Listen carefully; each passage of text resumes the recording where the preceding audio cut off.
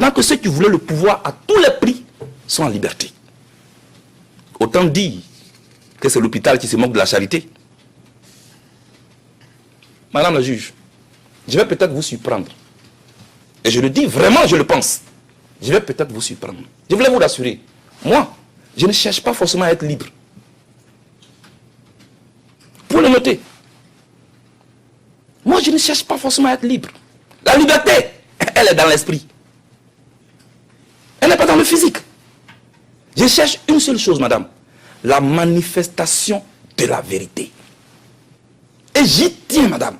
Seule la vérité pourra vous permettre de situer définitivement ma responsabilité. Parce que je ne veux pas commettre des criminels. Je me suis battu toute ma vie, j'ai été emprisonné 9 fois par le pouvoir qui me poursuit aujourd'hui. Depuis que j'étais étudiant, je n'ai fait que faire la prison. Non content d'avoir mis en prison au niveau national, ils vont maintenant déporter ici. Mais pourquoi? Pourquoi ils font ça? Pourquoi? Parce qu'ils connaissent des gens. C'est pas juste, madame. C'est pas juste. Ils ont un seul objectif qu'ils vous cachent. Ils ont peur de faire une compétition politique avec moi. C'est tout. C'est ça qui est la vérité. Ils veulent se servir de cette cour pour se débarrasser d'un adversaire politique. Ils nous ont triés sur le volet. Sinon, les chefs de milice sont à Abidjan. Ils les connaissent. Le procureur a un bureau à Abidjan. Donc, ils ont tous les renseignements sur Abidjan. Mais pourquoi Blé Goudéo dans tous ces jeunes? Pourquoi? Je prends un matelas pour faire une grève de la faim. On m'amène ici. Pendant que ceux qui ont pris les armes sont au pouvoir et on leur déroule le tapis. Et c'est moi qu'on veut pas faire passer pour le bourreau. Mais pourquoi vous faites ça? Pourquoi?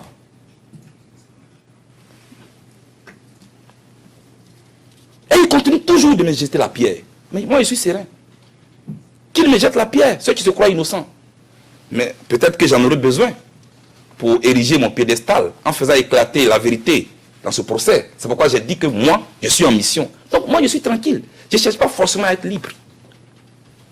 Pour vous dire, Madame la Présidente, que je voulais rappeler à Madame Massida les victimes du commando invisible, les victimes d'Anokwa Kouté, ces populations sans défense, Madame, qui ont fui la mort pour aller se cacher dans des églises et dans des camps de réfugiés. Mais que, hélas, la mort a rattrapé. Imbibé d'essence, incendié par le commandant invisible. Le procureur n'a pas encore vu ça. À Bobo, à Abidjan. C'est comme ça que les gens fuyaient à Bobo. Pour aller vers Yopougon. Et c'est comme ça que les gens ont fait les barrages. Pour se protéger. On appelle ça l'instinct de conservation. Même les propres témoins du procureur l'ont affirmé. Eux, partisans de Ouattara, ont dit qu'ils ont érigé des barricades autour de la mosquée d'Oukouré pour se protéger. Donc cela répondait aussi au mot d'ordre de Blé Goudé. Demandez au procureur. Madame, moi je parle de toutes les victimes sans distinction. Parce que pour moi, la vie humaine est sacrée. Et un corps sans vie n'a pas de couleur politique, n'a pas d'ethnie, n'a pas de parti politique. Malheureusement, les représentants des victimes ont déjà choisi leurs victimes. Allez-y à Abidjan, pas à l'hôtel Ivoire, pas au Pullman Hotel, pas au Golf Hotel. Allez-y dans les confins de la Côte d'Ivoire, vous allez voir. Près de 1000 guerriers ont été ensevelis dans une fosse commune. Et les droits de l'homme dont vous citez les rapports ici. Vous n'avez pas vu ces rapports aussi? Madame la Présidente, s'il a existé un plan commun en Côte d'Ivoire, moi, je n'en connais ni les concepteurs, ni les exécutants.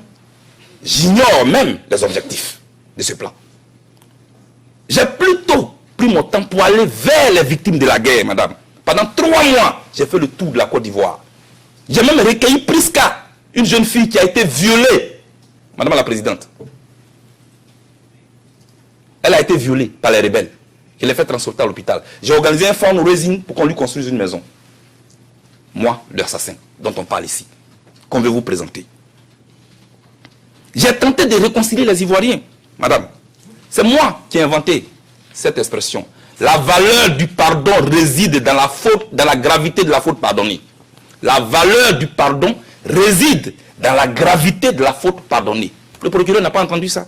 Dans toutes les chansons que j'ai fait enregistrer en Côte d'Ivoire, pour rapprocher les Ivoiriens. Madame la Présidente, voici exposé le plan commun que moi je connais. Madame, mais le procureur ne pouvait pas évoquer ça. Parce que lui, il veut présenter le Bleu Goudé assassin, génocidaire. Mais moi, j'attends ici à la cour ces témoins. Pour que eux, moi, on parle de la Côte d'Ivoire et de sa crise. Pas de la Côte d'Ivoire de l'hôtel Ivoire. Pas de la Côte d'Ivoire d'Internet. Mais de la Côte d'Ivoire telle que la vivent les concitoyens ivoiriens. Dans sa réalité globale. Pour qu'on puisse réconcilier les Ivoiriens. Parce que la Côte d'Ivoire a besoin de ça. Et non de trier des leaders politiques dont on a peur pour les jeter ici.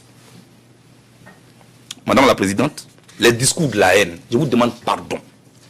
Envoyez-moi une seule, je n'ai pas dit deux, une seule vidéo où je suis en train d'inciter les gens à la haine. Quand je dis que le Burkina Faso est à la base de la crise ivoirienne, ça ce n'est pas la haine. C'est un fait. Les rebelles même le reconnaissent. Ils ont été formés au Burkina Faso. Et c'est de là qu'ils sont descendus sur la Côte d'Ivoire. Ce n'est pas moi qui l'ai dit. Ce n'est pas ça qu'on appelle les faits historiques. Quand on dit que Hitler a mis les Juifs dans des camps de concentration, ça c'est pas la haine. Ce sont les faits historiques qu'on rappelle pour ne plus que ça se répète. Voilà, madame. Donc je n'ai pas incité les gens à aller tuer des Burkinabés. Ce n'est pas vrai. Madame la Présidente, au terme de mes précisions, et je vais finir bientôt, vous comprendrez aisément que les allégations contre moi résistent peu à la rigueur du droit. Alors, je trouve injuste que l'on veuille faire supporter à mes frères épaules toute la lourde responsabilité de la crise qui a endeuillé mon pays. Madame, dans mon combat légitime de non-violence, aucune goutte de sang n'écrit contre moi. J'ai les mains pures, Madame la Présidente. Mon crime, s'il devait en exister un, c'est d'avoir crié pendant plus de 10 ans qu'il est immoral de vouloir accéder au pouvoir par la voie des armes. C'est pourquoi il vous plaira, Madame la Présidente, de demander à l'accusation d'orienter ses enquêtes ailleurs et d'inscrire mon nom sur la liste des victimes de cette guerre. Oui, Madame, je suis une victime. Sinon, je ne serais pas ici. Quoi que puissent en dire mes détracteurs. Il est l'art oratoire. C'est un défaut. Il y a des gens qui vont même à l'école pour apprendre l'art oratoire. Pourquoi vous voulez transformer les valeurs en quelque chose qui est mauvais? Il est charismatique. Ce n'est pas un défaut. C'est ce même charisme-là que j'ai utilisé pour faire la caravane de la paix. Madame la Présidente, je suis allé dans les mosquées, dans les églises. J'ai rassuré les Ivoiriens. Je suis allé prendre les rebelles à Boaké pour les ramener à Abidjan. Pourquoi le procureur n'en parle pas? Elle vous a présenté 3 vidéos, madame. Ils ont fait exprès pour extraire les parties. Première vidéo qui vous ont présenté. Je vous cite la pièce de la vidéo. Madame la Présidente. CIV-OTP 0047-0604. Comme vous a présenté tout à l'heure où j'étais en chemise rayée, où je disais continuez de résister. Mais ce que le procureur n'a pas montré, c'est que dans cette vidéo, je disais, et je cite, « Restez et priez dans vos maisons, dans vos quartiers, partout où vous êtes. Fléchir les genoux est un devoir pour nous. Pour remercier Dieu, pour le glorifier, pour l'appeler au secours, parce que nous, les victimes, on nous fait passer pour les bourreaux. » Fin de citation. Quelqu'un qui a distribué des armes en pleine guerre, il ne demande pas à ses partisans d'aller prier. Il leur dit plutôt, prenez les armes pour aller vous battre. Mais voilà Bleu Goudé, curieusement, qui demande à ses partisans de fléchir les genoux et puis prier. Mais pourquoi le procureur ne dit pas ça? Je ne trouve pas ça honnête, excusez-moi. Deuxièmement, Madame la Présidente, elle vous a présenté une autre vidéo où je disais, nous allons vous lancer le mot d'ordre bientôt, nous sortons d'une réunion. Mais juste avant ça, ce qu'elle n'a pas dit, c'est que j'ai dit, évitons le piège de la guerre civile. Pourquoi vous n'avez pas dit ça? C'est dans la vidéo. Parce que vous voulez me faire passer pour un criminel.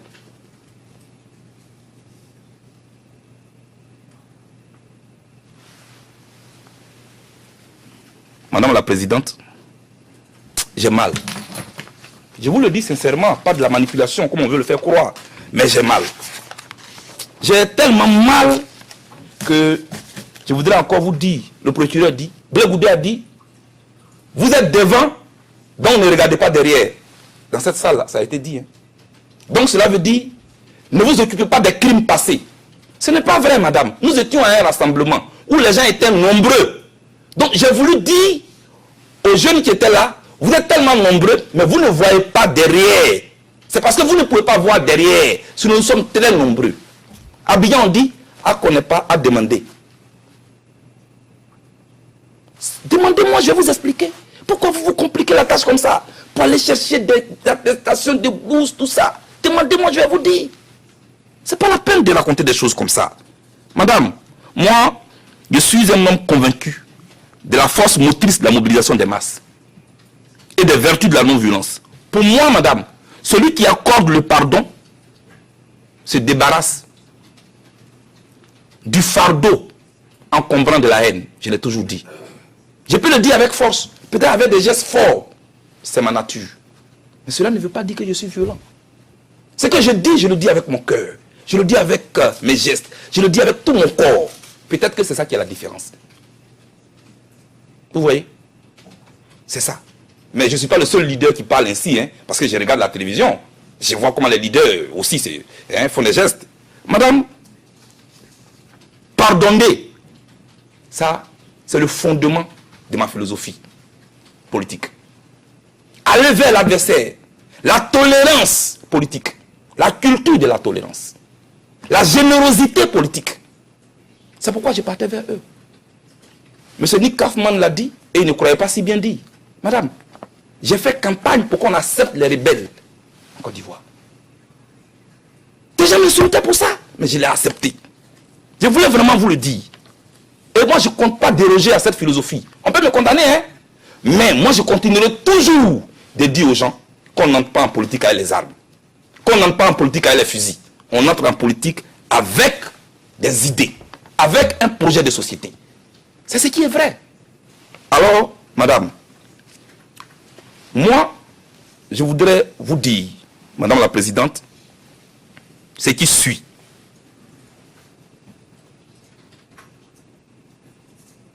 Toutes mes actions politiques ont été toujours guidées par un seul principe.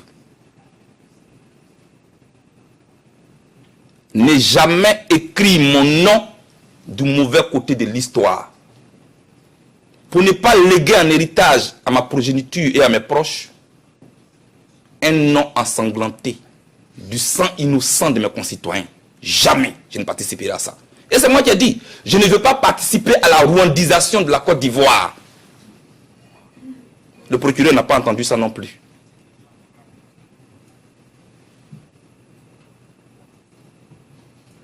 Madame la Présidente, le nom Blé Goudé ne m'appartient plus. Ça appartient aux Ivoiriens, ça appartient aux Africains. Alors j'ai toujours dit, ce qui doit gâter mon nom doit avoir un nom. Ce qui doit gâter mon nom doit avoir un nom. Jamais je ne serai un criminel. Je suis peut-être chaud, je parle avec vigueur, mais je ne suis pas un criminel. J'ai fait tout ce que je pouvais, madame, pour éviter ce qui est arrivé à la Côte d'Ivoire. Je suis allé voir le représentant spécial de l'ONU à la veille des élections pour lui dire, monsieur, je vous demande pardon.